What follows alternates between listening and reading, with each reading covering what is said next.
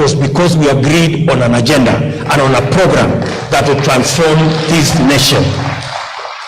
And I supported Uhuru Kenyatta when President Kibaki was in office. Many of the people who were talking yesterday, they were the ones who are telling me, you cannot support another Kikuyu.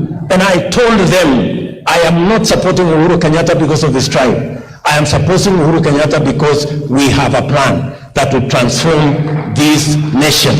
They were telling me that you cannot support Uhuru Kenyatta because he is not only a Kikuyu, but he is also the son of a former president. But that is not what we are looking for. We are looking for how to change this nation. And therefore I want to tell them, my friends, you better be prepared for the new conversation we are going to have in Kenya. Don't tell us about tribes. We want to have a conversation about every hustle. Don't tell us that we are going to discuss power. Yes, as we discuss power to be shared by the big boys and by the leaders, we must also have a conversation about empowerment and opportunity for ordinary people to chase their dreams as well. And you cannot tell us we are going to have a conversation about positions only. Prime Minister, I don't know, President and the rest. We must have a conversation, a serious conversation about millions of people who do not have jobs. And when are they going to have jobs? Every family has 2 to 3 young guys who have finished school, but they have no jobs. It is their time for us to have a conversation about them also.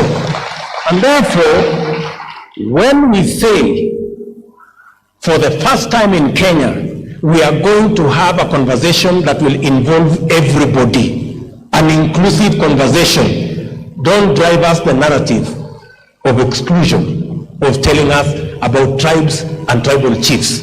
My friends, hiyo watu wajinga wameisha Kenya, haiwezekani tena. We are going to have a conversation, an inclusive conversation, and all cards will be on the table. Nobody is going to be absent. And the table is big enough for all of us to sit and have an honest national conversation about everybody. And that is what I am saying. That is what the Hustler Nation is saying. The Hustler Nation is saying this country belongs to all of us, and we must all sit at the table where we are going to have a honest national conversation.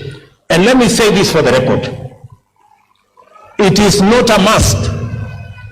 It is not a condition that William Ruto or anybody must be president, but it is a must that we must all sit on the table. It is not negotiable. It is not negotiable that we can continue to have an exclusive conversation about few people and about some tribes and about some leaders. We are going to have a honest national conversation. And that is what the Hustler Nation is about. It is not a threat to anybody. It is not incitement of any nature. We are just going to have a honest conversation, all of us on a table, so that we can agree on how to move Kenya forward. If anybody is uncomfortable with that conversation, if that conversation is difficult for whatever reason, unfortunately, we must have it. It is not something that we can avoid. So let us all be ready to have that conversation. Tunaelewana jameni? Tukisema tukae sisi wote kwa meza iko makosa. Na hiyo ndio sababu mimi ninasema mimi ni naibu wa rais wa Kenya.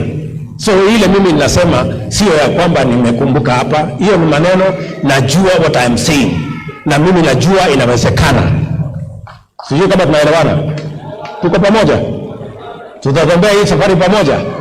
Na mtu asiwatishe. Unajua hii Kenya watu wanatishana. Mimi na viongozi wengine wengi hapa tumehangaishwa na mambo mengi, tumeshurutishwa na mambo mengi. Wengine wamepelekwa kotini, wengine wametolewa katika nafasi ya uongozi katika huko bunge, wengine wamefungiwa account zao, wengine wametumiwa KRA. Ati ndio tusikue na mjadala ya Wakenya wote. Mimi nataka niwaambie, hatuwezi kata tamaa,